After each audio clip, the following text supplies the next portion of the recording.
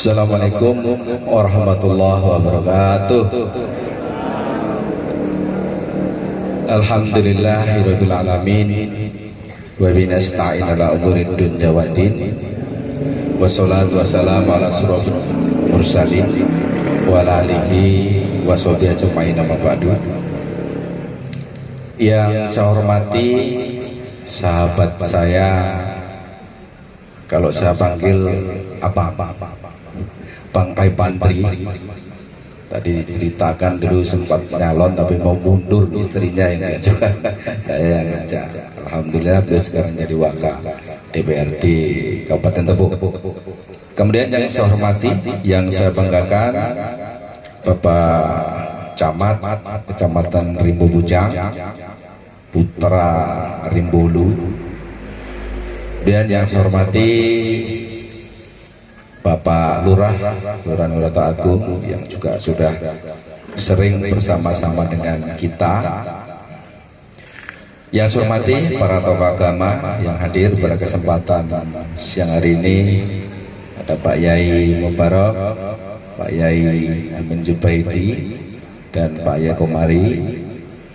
Kemudian yang saya hormati Ketua BPHR, Badan Bantuan Hukum dan Advokasi Rakyat, yaitu Ananda Dimas Cahya Kusuma SHMH, yang juga insya Allah akan maju meramaikan pencalonan DPR di Kabupaten Tebo di 2024 yang akan datang dari Dapil Rimbo Bujang dan Rimbo Hulu. Dan Bapak, Ibu, seluruh tamu undangan yang berbahagia, mari kembali kita manjatkan rasa syukur kepada Allah SWT atas limpahan rahmat serta hidayahnya, sehingga pada hari ini kita bisa bersama-sama kumpul memenuhi undangan kami, yaitu dalam rangka reses dan silaturahim antara kami masyarakat, ya, sehingga nanti insya Allah akan menelurkan banyak gagasan. Kemudian juga kita bisa saling bertukar sapa antara satu dengan yang lain. Dan kebetulan yang kita undang untuk hari ini mayoritas adalah dari unit 2 lama, Wirata Agung, Mandiri Agung, dan Sarana Agung. Itu. Kemudian salam dan salam semoga selalu tercurahkan kepada baginda Nabi Muhammad sallallahu alaihi wasallam. Allahumma sholli ala sayyidina Muhammad wa ala ali sayyidina Muhammad. Semoga kelak kita mendapatkan syafaatnya, amin amin ya rabbal alamin. Bapak Ibu, para tamu undangan yang saya hormati, yang pertama saya mengucapkan terima kasih yang setinggi-tingginya atas kehadiran Bapak dan Ibu sekalian yang telah meluangkan waktu, kesempatan, sehingga keroyo-royo datang hadir ke rumah kediaman kami, yaitu untuk reses. Ya, sebenarnya kalau kita belum mengetahui banyak tentang apa sih reses itu, barangkali hanya pertemuan-pertemuan biasa. Tapi sesungguhnya reses ini adalah momentum untuk memperjuangkan, mengusulkan kebutuhan di daerah kita masing-masing. Misalnya di Jalan 3, di musolanya sudah tidak terlalu baik, butuh bantuan dari pemerintah. Jalannya seperti apa? Jalannya juga lewat reses salah satunya. Ya, karena instrumen untuk menyusun APBD baik di kabupaten maupun provinsi itu salah satunya adalah hasil reses. Selain musrenbang, kalau musrenbang kan dilaksanakan oleh pemerintah, tapi kalau reses dilaksanakan oleh anggota DPRD, dan semua mempunyai cantolan hukum tersendiri. Ya, kalau di DPRD itu ada Undang-Undang 23 tahun 2020 kemudian Permen 86 tahun 2016 itu reses dilaksanakan di sana. Kemudian juga pada sumpah janji jabatan DPRD kita disumpah oleh hakim di bawah Al-Quran yang isinya bahwa kami siap memperjuangkan aspirasi daerah yang memilih saya. Artinya saya selaku anggota DPRD wajib memperjuangkan daerah pemilihan yang telah memilih saya untuk memperjuangkan kebutuhan-kebutuhan pembangunan yang ada di wilayah kita. Jadi Bapak Ibu sekalian, saya sampaikan APBD Kabupaten Tebo senilai 5 triliun 206 miliar 656 juta 17.338 rupiah. Ini untuk kepentingan seluruh masyarakat di Provinsi Jambi. Saya ulangi ya, 5 triliun 206 miliar 656 juta 17.338. Apal ge? Nek Pak Kiai ge apale. Jadi persoalan yang 5 triliun sekian itu sebenarnya problem daerah kita apa? Problem daerah kita yang pertama adalah soal kesehatan Bapak Ibu sekalian. Lalu upaya apa pemerintah di dalam menangani kesehatan? Yang pertama, pemerintah berupaya bagaimana mensubsidi BPJS.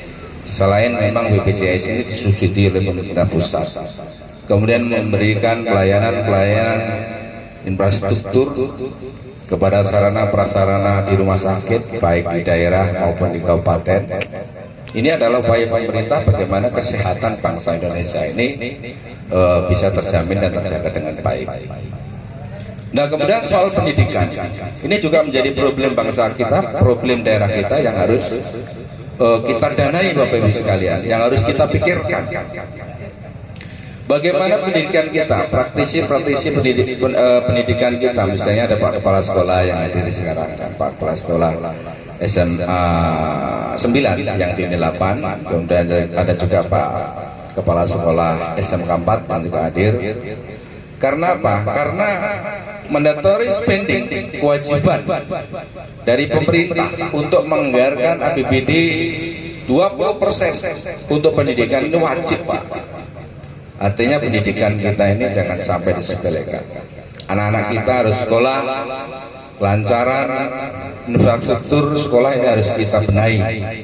Kita berikan RKB, kemudian kesejahteraan guru juga kita tingkatkan supaya pendidikan yang ada di Provinsi Jambi ini tidak terbengkalai dan bisa berjalan dengan baik sehingga siswa-siswi kita juga bisa mengenyam pendidikan dengan baik. Kemudian infrastruktur itu saran-saran banyak, baik pengaspalan jalan yang menjadi kewenangan maupun non kewenangan.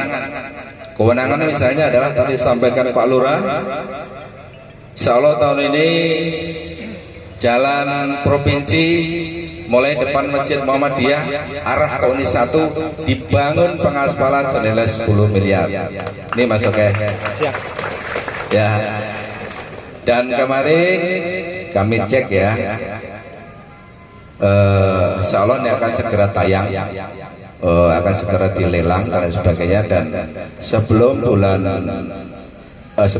Lebaran insya Allah akan sudah bisa dinikmati oleh masyarakat Kabupaten Tebo. Ini adalah bentuk-bentuk perjuangan kami. Kemudian juga masih ada juga soal kemiskinan, soal pengangguran, ini juga menjadi PR kita. Ya, soal pengangguran, kemiskinan, insya Allah pengangguran kami dari pemerintah juga akan membuat program-program, misalnya UMKM, kemudian kelompok wanita tani, Bu ya. Ini kelompok wanita tani ini coba ibu-ibu membuat itu, anggarannya cukup lumayan. Kemudian bantuan kepada UMKM Kemudian pada pengusaha-pengusaha kecil ini juga lumayan ibu-ibu ya, nanti koordinasi dengan kami, insya Allah kami akan bisa bantu setiap usaha-usaha kecil itu bisa kita gelontorkan dana 20 juta ya, cash itu Pak ya, tapi dengan catatan memang harus punya usaha, misalnya jualan pecel lele ya. Apa bisa dimintakan bantuan? Bisa Bu. Kemudian ibu-ibu misalnya punya kelompok wanita tani, misalnya ada kerajinan membuat jamu-jamuan, ramuan jamu-jamuan, bisa diajukan lewat kami, lewat UMKM, KWT dan sebagainya ya, karena di unit 11 ini sudah banyak yang kita bantu soal itu ya. Dan soal sarana pendidikan agama, insya Allah kami selalu memperjuangkan kepentingan kelengkapan pondok-pondok pesantren yang ada di wilayah Provinsi Jambi, terutama di Kabupaten Tebo. Karena DPRD Provinsi Jambi ini sudah mengesahkan tentang perda pondok pesantren ya, sehingga kita tidak kesulitan mencarikan regulasi aturan perundangan terkait bagaimana kita membantu infrastruktur yang ada kaitan dengan pondok pesantren ya. Insya Allah nanti Pak Yai Amin tahun ini beliau RKB sudah mengajukan soal cair, kemudian juga ada rehab di pondok beliau Darul Falah, dan kemudian kemarin infrastruktur ya, PSU prasarana itu insya Allah di Jalan 5 nih Mata Pojong, pagar makam sama turap ini insya Allah tahun ini akan juga dibangun. Kemudian juga ada drainase yang ada di Rawamangun, insya Allah tahun ini akan dibangun ya. Kemudian Masjid Nurul Haq juga yang kecil itu insya Allah tahun ini clear. Kemudian yang lain-lain juga ada, Jalan 3 juga ada. Terus saya upayakan apa yang menjadi usulan-usulan masyarakat nanti akan kita perjuangkan. Jadi intinya begini Bapak Ibu sekalian, nanti jika tidak ada kesempatan untuk menyampaikan, karena memang di provinsi ini basisnya adalah basis proposal, artinya nanti Bapak dan Ibu tinggal memberikan proposal saja, tujukan kepada gubernur, nanti serahkan kepada saya yang tentang apa yang menjadi kebutuhan di tengah-tengah masyarakat kita ya, sesuai dengan tugas fungsi DPRD, bahwa tugas pokok fungsi DPRD itu ada 3, yaitu fungsi membuat aturan, membuat perda atau legislasi. Artinya apa? Ketika kita nanti di sini ada, bagaimana Pak ini ketika kita menerapkan peraturan perundangan misalnya kan, kemudian terbentur dengan yang lain-lain. Ini rata-rata di sekolah begitu ya. Ada kita mau membangun karena memang kekurangan bangunan, kita menunggu bantuan atau bangunan dari pemerintah ini lama, sehingga punya inisiatif untuk iuran Pak, itu bagaimana? Sementara ini menabrak peraturan perundangan. Nah ini adalah fungsi-fungsi kita, fungsi legislasi. Nanti seolah akan kita pelajari, sepanjang tidak menabrak peraturan yang lebih tinggi akan kita terbitkan perda. Paling tidak ada kita sampaikan kepada gubernur untuk memberikan peraturan gubernur agar pelaksanaan pendidikan tidak terbentur dengan peraturan perundangan-undangan yang ada. Nah ini kemudian fungsi kita yang berikutnya adalah fungsi anggaran. Fungsi anggaran ini sangat luas, yang sangat terkena. Artinya masyarakat tahunya bahwa fungsi di DPRD menganggarkan, misalnya bangunan, jalan, kemudian rapat beton dan lain sebagainya. Nah ini fungsi-fungsi kita. Kemudian yang terakhir adalah fungsi fungsi pengawasan. Artinya DPRD juga bisa memberikan pengawasan terhadap seluruh bangunan-bangunan yang menggunakan uang negara, baik pembangunan itu dibangun oleh pemerintah provinsi maupun dibangun oleh pemerintah pusat. Sepanjang pembangunannya menggunakan uang negara, maka itu menjadi tugas dan pokok kita sebagai anggota DPRD untuk mengawasi kelancaran daripada pembangunan tersebut. Ya, saya kira itu nanti ada waktu tanya jawab, mungkin nanti bisa lebih leluasa lagi, lebih mengenal lagi.